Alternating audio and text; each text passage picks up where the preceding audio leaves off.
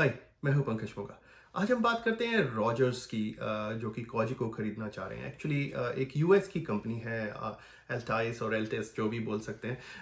उनके साथ मिलके रॉजर्स का जो प्लान है वो कॉजी को खरीदने का है। वैसे रॉजर्स कुछ एक पार्ट में वैसे 41% के करीब वो ओन भी करता है, लेकिन डील ये हुई है कि 10.3 बिलियन में वो खरीदा जाएगा और यूएस का पार्ट यूएस की कंपनी रख लेगी और कनाडा का जो कोजिको है एरिया है वो रॉजर्स को बेच दिया जाएगा, which is like I don't know what I feel here is कि हमारे लिए कंपटीशन कम होता जा रहा है।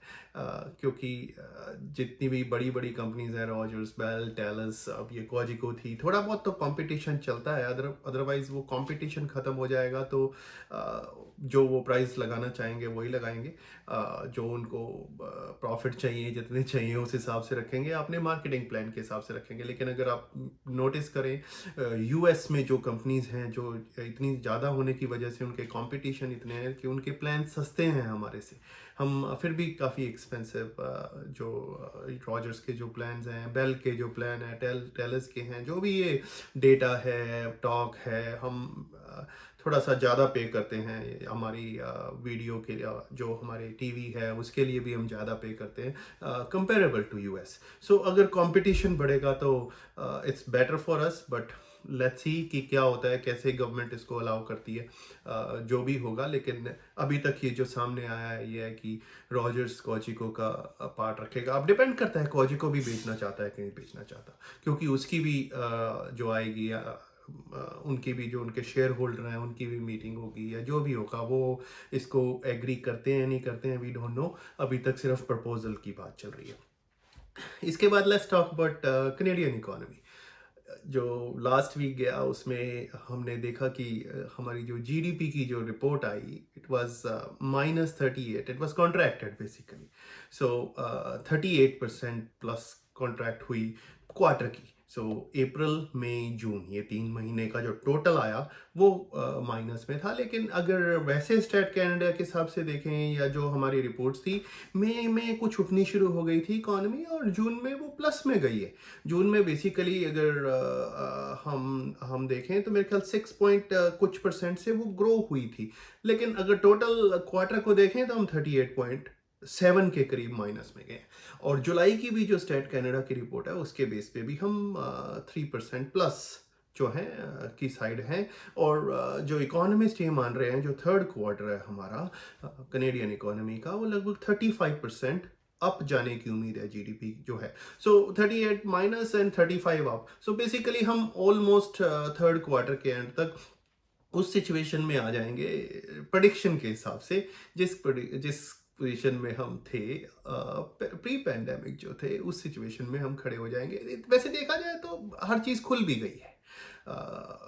Almost every industry is working. अगर हम एक दो इंडस्ट्रीज को छोड़ते हैं जो कि टूरिज्म रिलेटेड ज़्यादा हैं, प्लेन्स, एयरलाइंस जो हैं, होटल इंडस्ट्री जो है थोड़ी ज़्यादा सफ़र कर रही है। रेस्टोरेंट, कुछ रेस्टोरेंट चल पा रहे हैं, कुछ रेस्टोरेंट सफ़र कर रहे हैं, डिपेंड करता है वो किस टाइप का रेस्टोरेंट था। अगर टेक आउट बहुत ज़्यादा चलता है उनका तो they are well off, they are making money.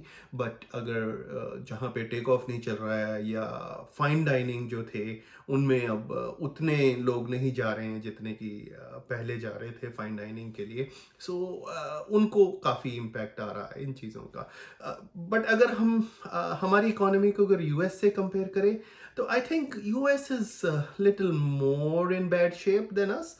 क्योंकि हुआ क्या है कि हमारी कंट्री में जो गवर्नमेंट ने सपोर्ट दी या बैंक की तरफ से भी जो सपोर्ट आई, बैंक की तरफ से सपोर्ट बेसिकली यूएस में भी आई है, लेकिन जो गवर्नमेंट की सपोर्ट थी वो काफ़ी अच्छी तरह नीचे फ्लो हुई है। सो ठीक है, आई कैन अंडरस्टैंड उसमें से कुछ लोगों ने फ़ायदा उठाया, लेकिन वो जो फ़ायदा उठाने वाले लोग हैं वो आगे जाके फंसेंगे ही फंसेंगे, क्योंकि उनके भी उन्होंने भी टैक्सेस भरने हैं, वो तो रिटर्न्स तो जाएंगी ही जाएंगी उनकी। बट ये है कि फ्लो अच्छी तरह से हुआ, हमारा जो नीचे आया। और अब भी जो जैसे कमर्शियल रेंट रिलीफ वाला जो प्रोग्राम है उन्होंने अक्टूबर तक बढ़ा दिया है, और बिजनेस जो लैंडिंग हो रही है वो भी अक्टूबर तक बढ़ गई है। सो दे सर्व जो था वो सितंबर एंड तक कर दिया गया है, ऑलमोस्ट आई थिंक 23-24 सितंबर तक किया गया है। उसके बाद भी वो हमारी गवर्नमेंट ये प्लान कर रही है कि उसको ईआई पे कैसे डाला जाए, या जो भी वो एक लेके आ रहे हैं जो कि ज़्यादा एलिजिबिलिटी को हम कवर कर सके। ईआई के प्रीमियम्स भी वो 1 साल के लिए बंद करने की बात कर रहे हैं। सो सारी चीज़ें चल रही हैं। जैसे ओंटारियो में भी चल रहा है कि रेंट इंक्रीज जो है वो फ्रीज करने की बात चल रही है। अभी तक पास नहीं हुआ है या अनाउंस नहीं हुआ है, उसको इम्प्लीमेंट नहीं किया गया है आज तक, लेकिन there are talks for these kind of things. So हो क्या रहा है हमारी कंट्री में, कनाडा में, कि ये सारी चीज़ें बहुत हेल्प कर रही हैं इकोनॉमी को स्टैंड करने के लिए।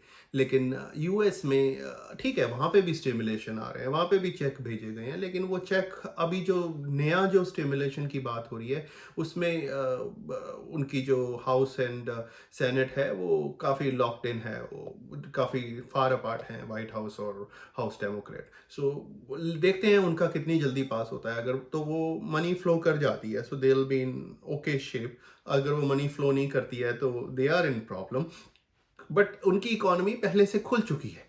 सो यूएस ने सारा कुछ जो इकोनॉमी है खोल रखी है अपनी, तो उनका इंटरनल थोड़ा बहुत जो चल रहा है वो काम चल रहा है, लेकिन उतनी जॉब्स क्रिएट नहीं हो रही हैं जितनी की यूएस को उम्मीद थी। जैसे अभी आज की रिपोर्ट है, लगभग 400 प्लस उन्होंने 400,000 प्लस उन्होंने जॉब्स क्रिएट की हैं, लेकिन एक्सपेक्टेड ज़्यादा थी क्योंकि अभी भी बहुत ज़्यादा लोग जो हैं उनके जॉब से बाहर हैं। और अगर हमारी सिचुएशन को देखें तो हमारे भी अभी लगभग 1.4 मिलियन के करीब लोग जो हैं जॉब्स पे नहीं जा रहे हैं। जो भी सिचुएशन है, चाहे उन्होंने छोड़ दिया है, चाहे कंपनी अभी बुला नहीं रही है, जहाँ पे वो काम करते थे वो बंद पड़े हैं, या उनके पास काम कम है। आप रेस्टोरेंट इंडस्ट्री को ही देख लीजिए। जिन रेस्टोरेंट में अब बैठ के खाना नहीं खा रहे हैं लोग, तो वहाँ पे उतने वेटर्स नहीं चाहिए, या उनका काम कम चल रहा है, तो अंदर शेफ भी उतने नहीं चाहिए, बाहर वर्कर भी उतने नहीं चाहिए, तो वो लोग घर पे बैठे हुए हैं अभी। सो ऑलमोस्ट 1.3 मिलियन के करीब लोग अभी 1.3 1.4 कह लें, वो अभी घर पे बैठे हुए हैं और उनको सब मिल रहा है या ईआई मिल रहा है। जिस भी सिचुएशन में वो हैं उसमें वो किए जा रहे हैं, ले रहे हैं गवर्नमेंट से, और अपना खर्चा चला रहे हैं वो। अब थोड़ी सी बात करते हैं लाइफ इंश्योरेंस के बारे में, क्योंकि ये बड़ा टॉपिक मुझे कई बार लगता है कि बड़ा ही गलत समझा गया है, या जैसे पॉलिसीज प्रोडक्ट होते हैं वो इतने समझाए नहीं जाते कि सही डिसीजन लिए जा सके। सो मेरे हिसाब से क्या होता है कि हर इंडिविजुअल पर्सन की अपनी एक नीड होती है, उसके हिसाब से उसको एक प्रोडक्ट लेना चाहिए। हमारी इंडस्ट्री में बहुत ज़्यादा ये जैसे लोग समझते हैं कि कोई मनी बैक मिलेगा पॉलिसी से and those kind of things. देखिए कनाडा में, या ओंटारियो की बात करूं मैं, आप ओंटारियो में रह रहे हैं, कोई मनी बैक वर्ड यूज़ नहीं होता है कहीं पे भी। इस रिटर्न ऑफ प्रीमियम वो भी सिर्फ क्रिटिकल इलनेस की जो पॉलिसी होती है उसमें होता है, थोड़ा बहुत डिसेबिलिटी वाली में भी होता है, लेकिन लाइफ इंश्योरेंस में रिटर्न ऑफ प्रीमियम अब नहीं होता है। किसी ज़माने में होता था, कभी बहुत पहले की बात है ये चीज़ें। कई प्रोडक्ट थे जिसमें रिटर्न ऑफ प्रीमियम था लाइफ इंश्योरेंस में, अब वो नहीं रहा है। बेसिकली कोई भी कंपनी ऑफर नहीं कर रही है। और लेकिन पॉलिसीज बिकती ऐसे हैं, हम समझते ऐसे हैं कि उसमें से कुछ मनी निकल के आएगी। देखिए जब आप परमानेंट पॉलिसी, दो तरह की पॉलिसीज होती है। एक टर्म इंश्योरेंस है, टर्म इंश्योरेंस में कुछ नहीं होता है इस तरह का।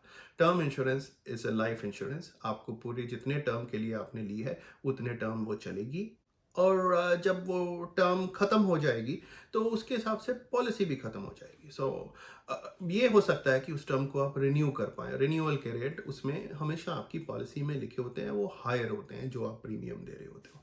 लेकिन जब आप परमानेंट की बात करते हो, परमानेंट में कई तरह की वेरिएशन आ जाती हैं। परमानेंट में एक होल लाइफ पॉलिसी होती है, एक यूनिवर्सल लाइफ होती है। यूनिवर्सल लाइफ के भी अपने अपने वेरिएशंस हैं, उसमें वाईआरटी होती है, उसमें लेवल होता है, उसमें लेवल पेड अप पॉलिसीज होती हैं। होल लाइफ में भी कई तरह के डिविडेंड ऑप्शंस होते हैं, एनहेंस्ड ऑप्शन होते हैं, 20 ईयर पेड अप कर सकते हो, 10 ईयर पेड अप कर सकते हो।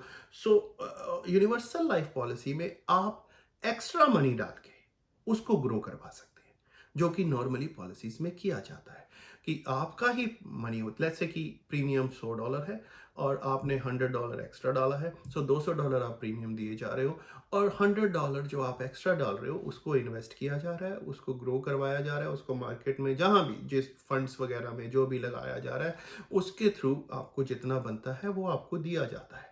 लेकिन वो कोई मनी बैक नहीं है, वो आपका ही मनी है। आपने उसको इन्वेस्ट किया, चाहे आप पॉलिसी के अंदर कर लें चाहे बाहर कर लें।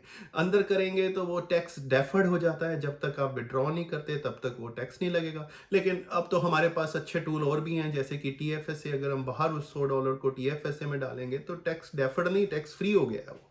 सो वो ग्रोथ ही फ्री हो गई है। होल लाइफ में क्या होता है कि कुछ उसमें डिविडेंड या उसकी वजह से उसके अंदर कुछ कैश वैल्यू जुटती रहती है, लेकिन वो कैश वैल्यू आपके लिए नहीं होती है, वो cash value basically surrender value होती है।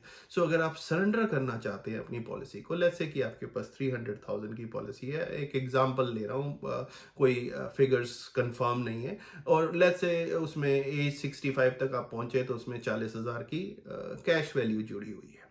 सो आपको वो 300 की जो पॉलिसी है वो सरेंडर करनी पड़ेगी, मतलब कैंसिल करनी पड़ेगी। आपकी लाइफ इंश्योरेंस कैंसिल होगी तो आपको cash value as a surrender value मिल जाएगी। या अगर वो पॉलिसी आप चलाना ही चाह रहे हैं, आप प्रीमियम देते रह रहे हैं, तो जो उसमें कैश वैल्यू थी उसका 90% तक आप लोन ले सकते हैं। जो भी इंटरेस्ट रेट उस वक्त होगा या जो भी डिफाइन होगा वो उस हिसाब से आपको दे दिया जाएगा। आप इंटरेस्ट भरते रहे, वो लोन को लेके आप यूज़ कर सकते हैं। ऐसी कोई पॉलिसी नहीं है जिसमें आप सिर्फ मिनिमम प्रीमियम दे रहे हो और आपको कैश भी मिल जाए और आप पेमेंट करना भी बंद कर दो और पॉलिसी चलती भी रहे। ऐसी चीज नहीं है। या तो आपने 20 ईयर पेड अप पॉलिसी ली है, पेड कर दी आपने, अब उसमें से आप अगर मनी निकलवा रहे हो तो दो ही तरीके हैं मनी निकलवाने के। या तो आप उसको पॉलिसी को, जो आपने पेड अप पॉलिसी है उसको सरेंडर कर दिया है, उसको कैंसिल कर दिया है, फिर आपने उसमें से कैश निकाला है, या आप उसमें से लोन ले रहे हो। बेसिकली आप इंटरेस्ट पे कर रहे हो। ये नहीं हो सकता कि आप कैश भी ले लो, कोई इंटरेस्ट भी ना पे करो और आपकी पॉलिसी भी चलती रहे। ऐसी कोई पॉलिसी नहीं है।